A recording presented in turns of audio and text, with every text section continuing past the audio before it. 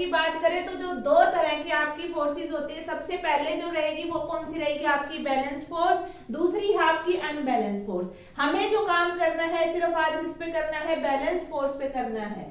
Balance force का मतलब क्या है कि कोई भी चीज क्या है आपकी बैलेंस के अंदर है। बैलेंस के अंदर मतलब क्या है कि अगर आपने फोर्स अप्लाई की, अगर आप लेफ्ट हैंड साइड से फोर्स अप्लाई कर रहे हैं तो भी आप इक्वल फोर्स अप्लाई कर रहे हैं, राइट हैंड साइड से अगर आप फोर्स अप्लाई कर रहे हैं तो भी क्या कर रहे हैं, आप इक्वल फोर्स अप्लाई कर रहे हैं। मान लीजिए एक तरफ से आपने फोर्स लगाई कितनी, 50 न्यूटन, दूसरी तरफ से भी फोर्स कितनी अप्लाई हो रही है आपकी, 50 न्यूटन।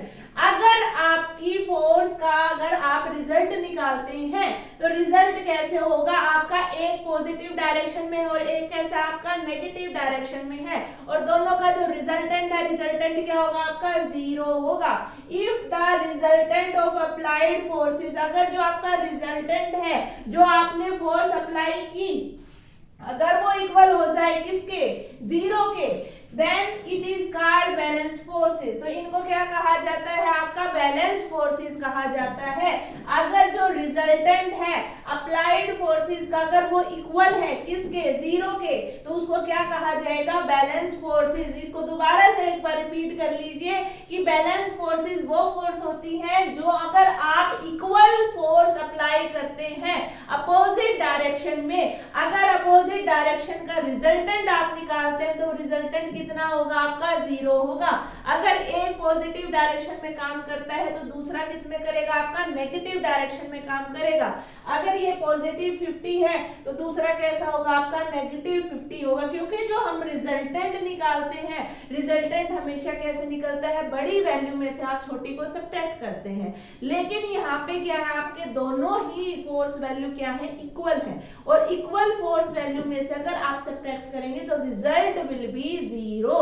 आगे जो बात हम करते हैं, बैलेंस फोर्सेस की बात हमने की। अब ये जो चीज हमें क्लियर करनी है किससे, एग्जांपल से। एग्जांपल जैसे आपका रेस्टिंग अगेंस्ट अ वॉल, कि आप आराम कर रहे हैं किसी दीवार के सहारे से, आप क्या कर रहे हैं, आराम कर रहे हैं। दूसरा लाइंग डाउन, कि आप नीचे गिरे हुए हैं। एयरक्राफ्ट इन अ स्टडी फ्लाइट, कि भाई आपका ना एयरक्राफ्ट का जैसे वो किसमें फ्लाइट कर रहा है, आपका बिल्कुल स्टडी फ्लाइट कर रहा है वो।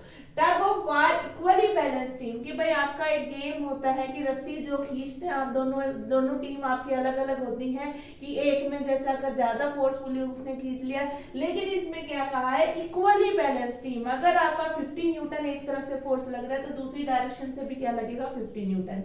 Fruit hanging from a tree, जो फ्रूट आपका क्या है, पेड़ के साथ लगा हुआ है। फिर बाल हैंगिंग फ्रॉम अ रोप, की एक बोल को बांधा गया है, किससे बांधा गया है, एक रस्सी से बांधा गया है।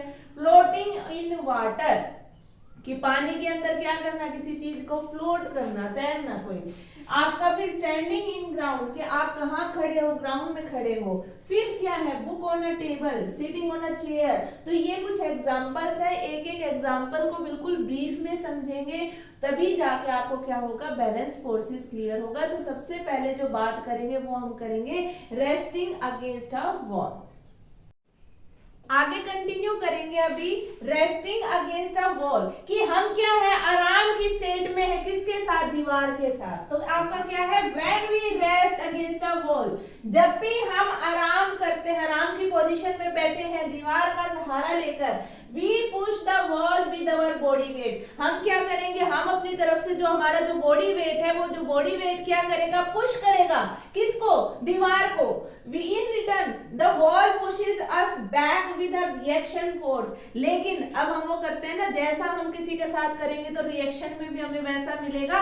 जब हम अपना भार उसके ऊपर डाल रहे हैं तो वो भी क्या करेगा, हमें पुश करेगा, किसकी तरफ, आपका push us back with a reaction force, साथ में एक रिएक्शन फोर्स के साथ वो हमें क्या करेगा, पुश करेगा।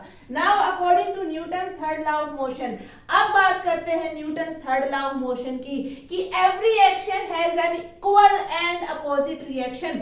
अगर हमने पुश किया किसको, वॉल को, किसी दीवार को हमने पुश किया, और बॉडी वेट, जितना हमारा बॉडी वेट था, जितना बॉडी वेट था उसके अकॉर्डिंग हमने दीवार को जब पुश किया, तो दूसरी तरफ आपकी जो दीवार है वो भी क्या करेगी, आपको पुश करेगी विद अ रिएक्शन फोर्स, किस फोर्स के साथ, रिएक्शन फोर्स के साथ। Now according to Newton third law, Newton third law क्या कहता है, that every action, हर एक एक्शन का there is an equal and opposite reaction, so these forces are balanced। तो ये forces जो है आपकी balanced है। आगे कंटिन्यू करेंगे सेकंड पॉइंट के साथ। आगे कंटिन्यू करेंगे सेकंड पॉइंट के साथ, लाइंग डाउन, कि हम क्या है नीचे लेटे हुए हैं, तो when we lie down the gravitational force try to pull our body. तो जो ग्रेविटेशनल फोर्स है वो क्या करेगी, आपका ऊपर की तरफ उसको क्या करेगी, खींचेगी with a force equal to our weight. कितनी फोर्स है, जितना कि हमारा क्या है, वेट है। The ground provide an equal and opposite force to ensure that we don't sink into the earth। मतलब हम अर्थ के अंदर ही ना छिप जाएं, इसके लिए क्या आपकी जो अर्थ है वो क्या करती है, आपकी इक्वल और अपोजिट फोर्स आपका इंश्योर करती है। When we lie down the gravitational force try to pull our body। जब भी हम नीचे लेट जाते हैं तो जो ग्रेविटेशनल फोर्स है वो क्या करती है, हमें ऊपर उठाने की कोशिश करती है with a force equal to our weight. जितना हमारे कितनी फोर्स है, जितना कि हमारा वेट होता है। The ground provides an equal and opposite force. जो ग्राउंड आपका इक्वल और अपोजिट फोर्स आपको अप्लाई करता है to ensure that we do not sink into the earth, ताकि हम अर्थ के अंदर छिप ना जाए। तो नेक्स्ट कंटिन्यू करेंगे थर्ड पॉइंट के साथ। आगे कंटिन्यू करेंगे थर्ड पॉइंट के साथ, आपका aircraft in the study flight. Aircraft इसमें आपका जो फ्लाइट कैसी आपकी स्टडी है, आपकी रुकी हुई है। This is the state of equilibrium, ये आपकी वो कंडीशन रहेगी इक्विलिब्रियम की। एंड एयरक्राफ्ट अटेन्स व्हेन, जब आपका एयरक्राफ्ट अटेन करता है when the lift off the plane imbalanced by the weight. जो आपकी जो फ्लाइट है वो क्या है, आपका जो plane in the balance by the weight. जो प्लेन है वो किससे बैलेंस किया गया है, आपका वेट से। And the thrust is balanced by the drag, और जो मतलब जो आपका जो धमाका हो रहा है, जो खींचने का जो धमाका जो आपका रहता है वो किससे बैलेंस हो जाएगा, आपका दूसरे वेट के साथ बैलेंस हो जाता है। नेक्स्ट कंटिन्यू करेंगे आपके नेक्स्ट पॉइंट के साथ।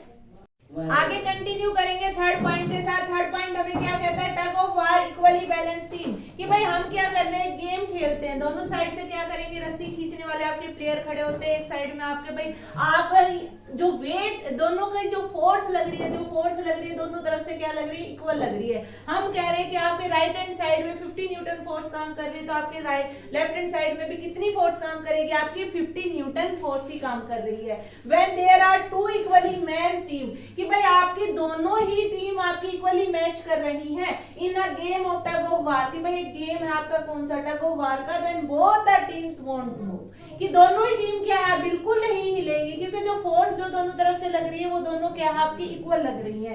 दे मेंटेन एन इक्विलिब्रियम, वो क्या मेंटेन करके रखेंगे, आपका एक इक्विलिब्रियम मेंटेन करके रखेंगी। ना तो हमें लेफ्ट साइड में रहना है और ना ही आपका क्या राइट साइड में रहेंगे।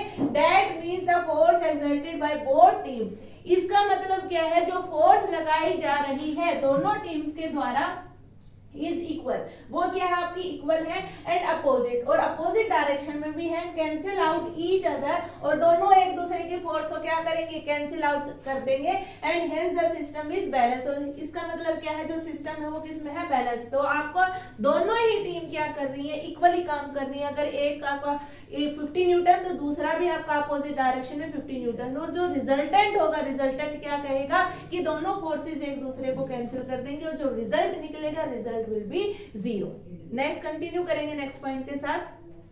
आगे कंटिन्यू करते हैं, हमारा fruit hanging from a tree, कि आपका जो फ्रूट है ना वो आपका लटक रहा है, किसके साथ, आपके पेड़ के साथ। The gravitational force pull the fruit with a force equal to the weight of the fruit. जो आपकी ग्रेविटेशनल फोर्स जो काम करेगी वो क्या करेगी, फ्रूट को खींचने का काम करेगी। जो फोर्स क्या कर रही है, अपनी तरफ खींचने की कोशिश करती है with the force equal to the weight of the fruit. कि जो आपका क्या है, जितना वेट होगा फ्रूट के, उतनी वेट के हिसाब से ही ग्रेविटेशनल फोर्स भी अपनी तरफ से कोशिश करती है उसको खींचने की। But the tension developed in the branch, लेकिन हम जो टेंशन है ना उसी अपोजिट डायरेक्शन में आपकी लग जाती है। कि but the tension developed in the branch, जो आपकी टेंशन डेवलप होती है किसके अंदर, ब्रांच। जो भी आपकी जो टहनी जिसके साथ आपका जो फ्रूट है वो हैंगिंग पोजीशन में है, holding the fruit is equal and opposite. जो उसको पकड़े हुए हैं वो भी क्या है, आपका इक्वल और अपोजिट डायरेक्शन में काम कर रहा है। But when the weight exceeds, लेकिन जब आपका जो वजन है वो बढ़ जाता है, लेकिन जो जितना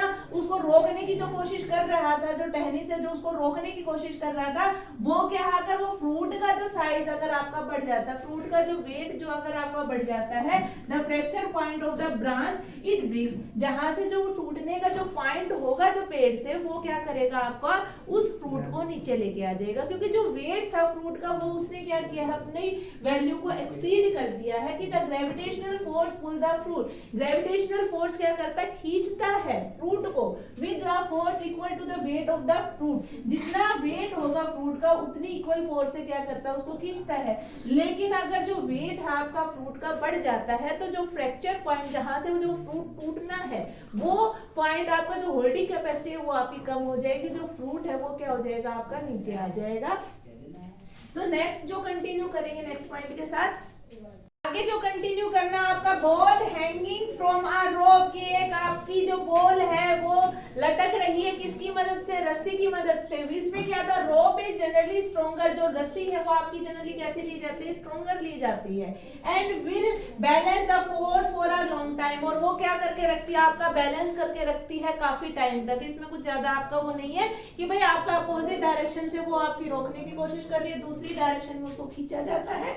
जो आपका थर्ड लॉ ऑफ मोशन आपका जो काम करेगा कि भाई आपका जितना जो रस्सी है वो तो क्या कर रही है, उसको खींचने का काम कर रही है, मतलब मजबूती से उसको पकड़ के रखी हुई है। जो ग्रेविटेशनल फोर्स है वो क्या कर रही है, उसको वापस आपका ग्राउंड की तरफ खींचने की कोशिश करती है। तो ball hanging from a rope, the rope is generally stronger, जो रस्सी है वो जनरली स्ट्रॉन्गर होती है, when will balance the force for a long time, और काफी टाइम तक वो क्या करके रखती है, बैलेंस करके रखती है। नेक्स्ट पॉइंट करेंगे, आगे कंटिन्यू करते हैं आपका फ्लोटिंग इन वाटर, के भाई कोई चीज क्या है आपकी पानी के अंदर तैर रही है, कैसे, the water provide an upward thrust, कि पानी भी मतलब उसको क्या रखता है, ऊपर की तरफ रखने की कोशिश करता है। That can be defined by the Archimedes principal, Archimedes principal क्या कहता है कि कोई भी जैसे आपका वाटर टब है, अगर आप उसके अंदर जाके लेट जाते हैं, जितना मतलब आपका वेट होगा उतना ही पानी क्या हो जाता है, उससे बाहर निकल के आ जाता है। तो इसमें भी आपका वही है, the water provide an upward thrust, कि जो पानी है वो क्या देता है, आपका अपवर्ड थ्रस्ट देता है। That can be defined by the Archimedes principle as equal to the force of gravity exerted on the displaced fluid, कि जितनी मतलब आपकी ग्रेविटी ने जितना उसको रोकने की कोशिश करी थी, उतना ही आपका अपवर्ड थ्रस्ट पानी के ऊपर अप्लाई होगा। डिस्प्लेस्ड फ्लूइड वो क्या करेगा, फ्लूइड को डिस्प्लेस कर देता है, पानी को क्या कर देता है, निकाल देता है। भाई कोई भी चीज जैसे उसके अंदर पानी के अंदर आएगी, तो जितना उसका वेट होगा तो उतने ही वेट का जो पानी है वो उसमें से क्या हो जाएगा, आपका निकल जाएगा। तो बैलेंसिंग चलेगी, भाई उसने रोकने की कोशिश, वेट ने तो मतलब उसके ऊपर आपका वेट आपका है, और ग्रेविटेशनल फोर्स ने क्या किया, उसको नीचे की तरफ खींचा।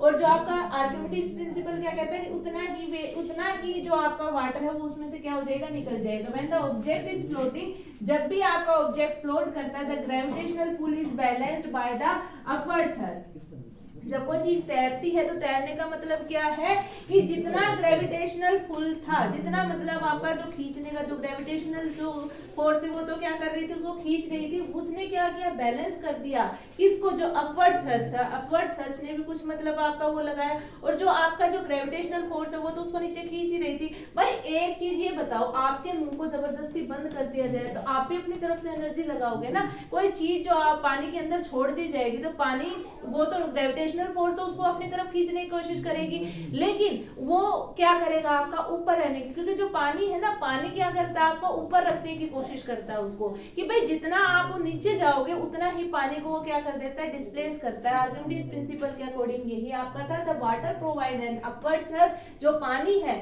वो भी उसको ऊपर की तरफ ढकेलने की कोशिश करता है, और जो ग्रेविटेशनल फोर्स है वो क्या करेगी, उसको नीचे की तरफ लेके जाएगी। That can be defined by Archimedes principle as equal to the force, इतनी ही फोर्स है of gravity exerted on the displaced fluid, जितनी जो आपकी ग्रेविटी आपकी अप्लाई की गई, जितना फ्लूइड उसमें से निकला। When the object is floating, अगर ऑब्जेक्ट तैर रहा है, अगर ऑब्जेक्ट तैर रहा है तो इसका मतलब क्या है, जो ग्रेविटेशनल पुल था, जो आपका जो ग्रेविटी जो उसको खींच रही थी, उसने क्या कर लिया, आपका बैलेंस कर लिया किसको, आपका अपवर्ड थ्रस्ट को। नेक्स्ट कंटिन्यू करेंगे नेक्स्ट पॉइंट के साथ, आगे कंटिन्यू करते हैं आपका स्टैंडिंग ऑन ग्राउंड। मैं क्या हूँ, नॉर्मली क्या खड़ी हूँ, स्टैंड कर रही हूँ ग्राउंड के ऊपर, मैं कहीं खड़ी हूँ मैं ग्राउंड पे, When we stand on the ground, जब भी हम खड़े होते हैं ग्राउंड पर, we are exerting a force, मतलब मैं अपनी तरफ से फोर्स लगा रही हूँ ग्राउंड पर. We are exerting a force on the ground due to the force of gravity, मतलब किसकी वजह से? आपका force of gravity की वजह से on us.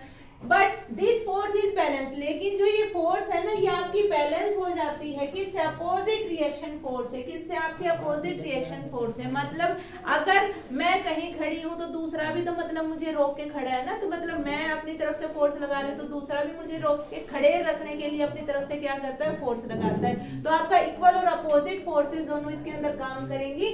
जब भी when we stand on the ground, जब भी हम स्टैंड पर खड़े होते हैं, जब भी हम ग्राउंड पर खड़े होते हैं, we are exerting a force. तो हम क्या करते हैं? फोर्स एक्सर्ट करते हैं ग्राउंड के ऊपर. We are exerting a force on the ground due to the force of gravity. किसकी वजह से वो फोर्स एक्सर्ट करते हैं? ग्रेविटी की वजह से, ऑन अस.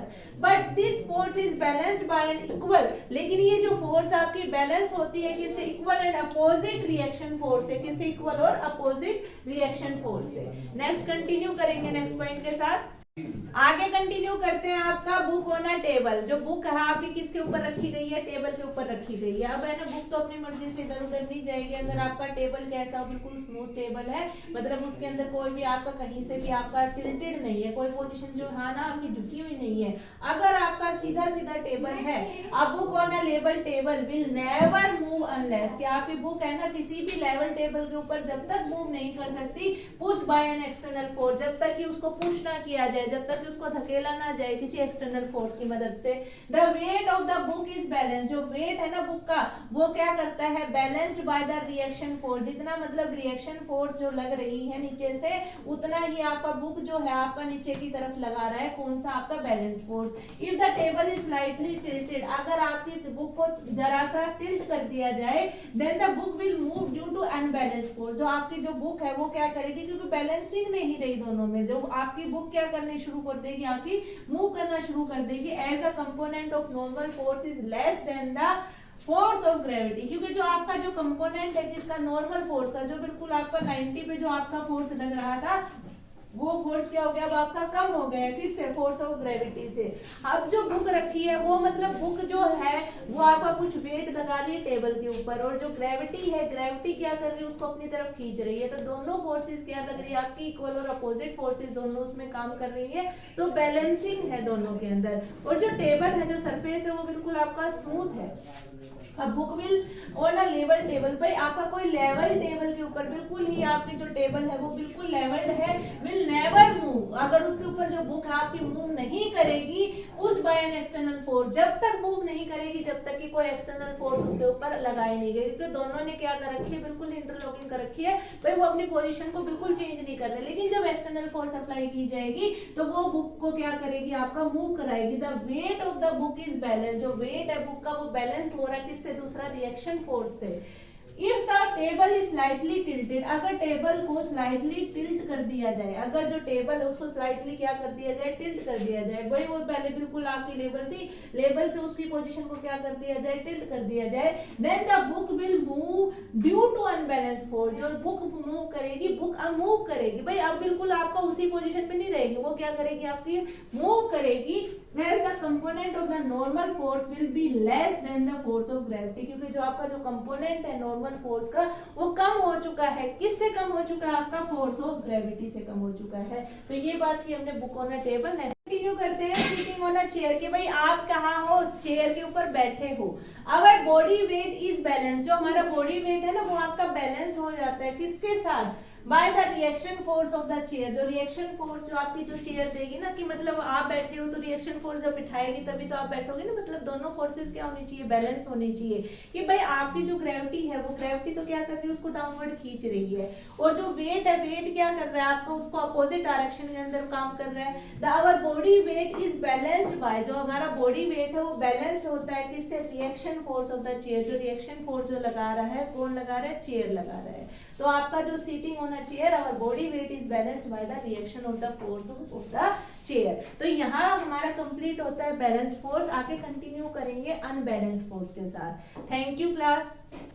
कंटिन्यू करते हैं सिटिंग ऑन अ चेयर के भाई आप कहाँ हो, चेयर के ऊपर बैठे हो।